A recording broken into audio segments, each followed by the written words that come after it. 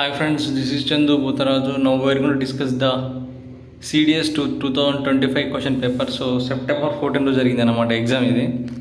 So ఇప్పుడు మనం చూసేది ఇంగ్లీష్ పేపర్ అన్న. ఫస్ట్ మనకి ఇన్స్ట్రక్షన్స్ ఉంటాయి.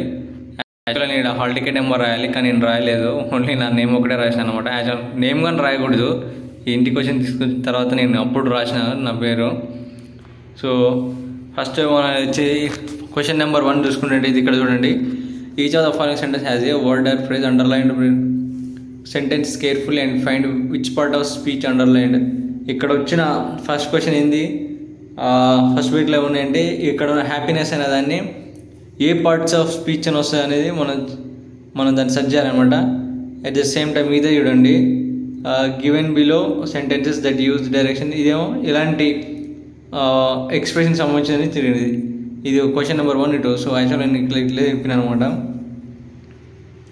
అండ్ నెక్స్ట్ ఇదే describe the meaning and the grammatical parts of both words and ఇది ఇంకో క్వశ్చన్.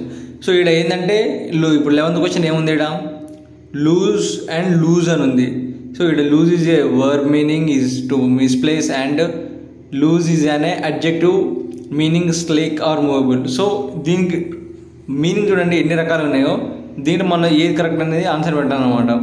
చూడ అల్యూజన్, ఇల్యూజన్ వేరియేషన్ చూడండి.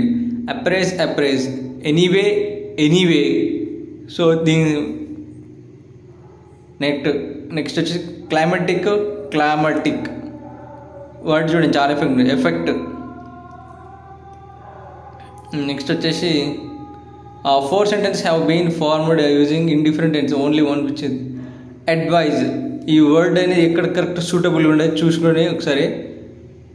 అడ్వైజ్ ఏముంది, he advised his friends to take a break from his hectic schedule.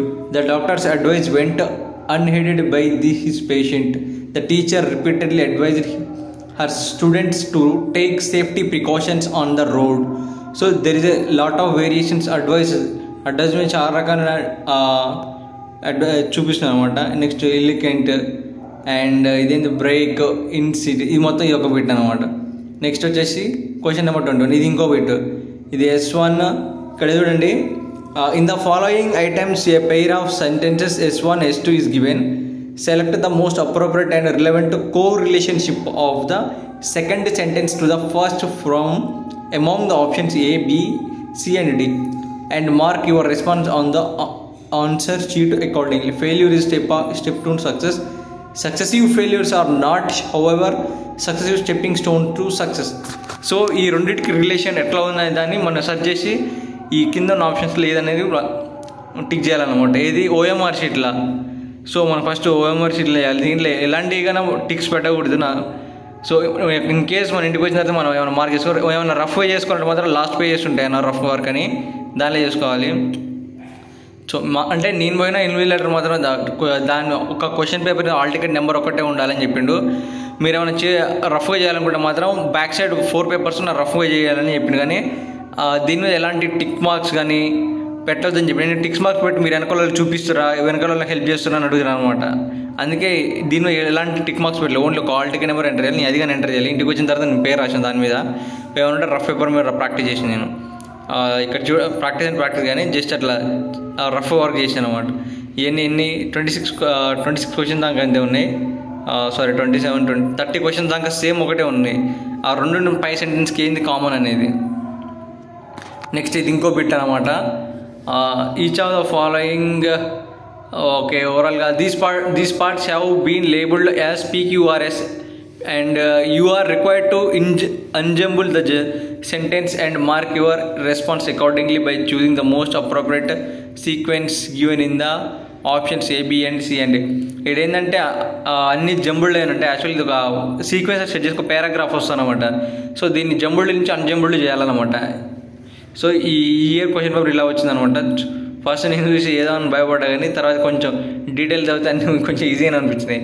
Next ఇది చూడండి, select the which ever preposition determine you consider the most appropriate for the sentence. ఇక్కడ చూడండి, for example 41 నుంచి 45 question దాకా different ఉంది. Not dash, ఇక్కడైతే not every metal is necessarily solid its natural state ఇట్లా. Next ఇక్కడ ఏదైతే correct fill in the blanks fill up చేయాలి. ఇక్కడనేమో ఇక్కడ ఇంకో బిట్ ఇది 46. ఇదేంది you are required to identify those sentences in which words have been used most appropriately and mark your response in the answer sheet. ఇదేంటి diary మూడింటికి 3 రకాలైన మీనింగ్లు ఉంటాయి. సో ఇక్కడ చూడండి, in which of the sentence given above have the words been used correctly. దీంట్లో ఏది perfect correct అవుతుందో చూస్ చేసుకోవాలన్నమాట. ఈ దానికి అప్ టు ఈ దానికి ఉన్నాయి 50 క్వశ్చన్ దాకా ఉన్నాయి. ఇక్కడ 51 చూడడం మళ్ళీ బిట్ చేంజ్. ఇక్కడ చూడండి డైరెక్షన్స్ అని ఆప్షన్ అంటే బిట్ చేంజ్ అయితే దాని అర్థం. సో ఇక్కడ చూడండి ఏంది, select the response that most appropriately describes the meaning of the idiom or proverb and mark your responsibility. ఇది someone's ears are flapping, దాని మీనింగ్ అయితే మనం దీనికి సెర్చ్ చేసి టిక్ చేయాలన్నమాట. ఇదేంది అప్ టు ఇక్కడ ఎన్ని 60 క్వశ్చన్స్ దాకా అట్లనే ఉన్నాయి. Put out the Pasteur A bird is in hand అంటే సామెతలు అనమాట. ఒక అంటే నాకు అర్థమైంది. నెక్స్ట్ ఇది వచ్చేసి select the most appropriate option that improves corrects the underlined word in the context of the sentence and mark your response on the answer sheet. ఇదేంది ద అపోజింగ్ 61 క్వశ్చన్.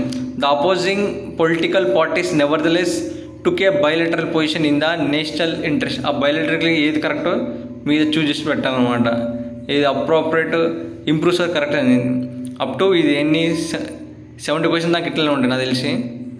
70 క్వశ్చన్ దాకా ఉన్నాయి. సో మీరు 70 question దాకా ఇట్లనే ఉంటే కొంచెం చూసి పెట్టాలి. ఫస్ట్ మనం పైన ఉన్న హెడ్లైన్ ఏందని కావాలన్నమాట. ఇక్కడ ఇంకోటి ఇది కానీ సేమ్ సీక్వెన్స్లో సెట్ చేయాలన్నమాట ఇందాకనే.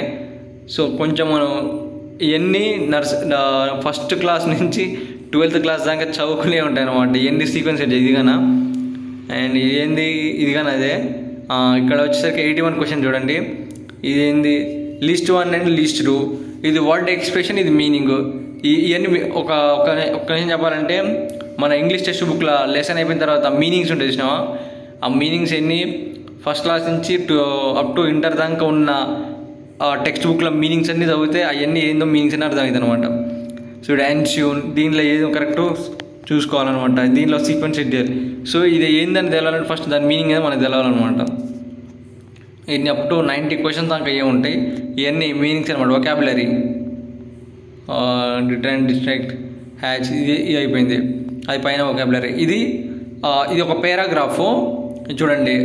Select the most appropriate word from the options which fills the blanks correctly and mark your response in the answer sheet correct. ఏంది it is increasingly recognising as been అని ఏది fill in the blank set చేసి మొత్తం ఒక paragraph. ఇది 91 to 100 questions దాకా ఉంటాయి. So యాక్చువల్గా ఇంగ్లీష్ పేపర్ అనేది 100 మార్క్స్ క్వశ్చన్ పేపర్. బట్ దీంట్లో 120 క్వశ్చన్స్ వస్తాయి. 120 క్వశ్చన్స్ అంటే ఒక క్వశ్చన్ కరెక్ట్ అయితే 0.80 మార్క్స్ అనమాట. ఒకవేళ తప్పైతే 0.20 మార్క్స్ మైనస్ అనమాట. అండ్ నెక్స్ట్ చూడండి, ఈ 100 క్వశ్చన్ దాకా ఫిల్ ఇన్ ద బ్లాంక్స్. ఇది 101 క్వశ్చన్ చూడండి. ఇక్కడ S1 ఒక పారాగ్రాఫ్ ఉంది. ఆ పారాగ్రాఫ్లో S1 ఏమో ఫస్ట్ సెంటెన్స్, S6 అనేది ఏమో లాస్ట్ సెంటెన్స్. ఈ PQRS అనేది నువ్వు లైన్లో సెట్ చేస్తే మిగతా పారాగ్రాఫ్ అనేది వస్తాయన్నమాట. సో దీంట్లో మనకు ఫస్ట్ పారాగ్రాఫ్లో ఫస్ట్ సెంటెన్స్, అదే పారాగ్రాఫ్ లాస్ట్ సెంటెన్స్, మిగతా 4 సెంటెన్స్ మనం ఆర్డర్లో సెట్ చేయాలి. అది ఈ వీటి అనమాట. అప్ టు ఎన్ని క్వశ్చన్స్ ఉంటాయి ఐ థింక్ 110 దాకా కొంచెం జాగ్రత్త చదివితే ఇక్కడ కొంచెం టైం ఎక్కువ పడుతుంది. టైం కొంచెం మనం మేనేజ్మెంట్ చేసుకోవాలి. ఓకే, నెక్స్ట్ ఇది ఈ మొత్తం ఇక పార్ట్స్ ఆఫ్ స్పీచ్. ఇప్పుడు ఇదేంది నౌన్ అంటే క్వాలిఫైయా, క్వాలిఫికేషనా అండ్ కండిషనల్యా, క్వాలిఫైయింగ్ దేని కిందకి వస్తుంది, యాక్షన్ వర్డ్ నౌన్ వర్డ్. ఇక్కడ ఏంది నౌన్ అంటే ఎర్రర్ అని దేని కిందకి వస్తుంది, వర్బ్ అంటే ఎర్రనామస్ల కిందకి వస్తుందా అని మ్యాచ్ ఆఫ్ ఫాలోయింగ్ మనకు కింద ఇచ్చిన ఆప్షన్స్లో ఏబీసీలను ఫిల్అప్ చేయాలి. ఈ 120 క్వశ్చన్స్ అనుకుంటాయి. సో మనకి కొంచెం డీప్గా తెలాలి. నౌన్ అంటే ఇప్పుడు ఈ నౌన్ ఉందిగా, ఈ నౌన్ అనే దాంట్లో ఈ 4లో ఏది నౌన్ పేరు అనేది దానికోసం చూసుకోవాలన్నమాట. సో ఓవరాల్ ఇది ఎన్ని మొత్తం 120 క్వశ్చన్స్ ఉంటాయి. అండ్ కొంచెం పార్ట్స్ ఆఫ్ స్పీచ్ కానీ పారాగ్రాఫ్ కానీ కంప్లీట్గా గ్రామర్ A to Z మొత్తం ఓవరాల్ వస్తేనే ఇంగ్లీష్ చాలా ఈజీగా ఉంటుంది. And thank you. Subscribe to my YouTube channel. This is Chandu Bodharaju.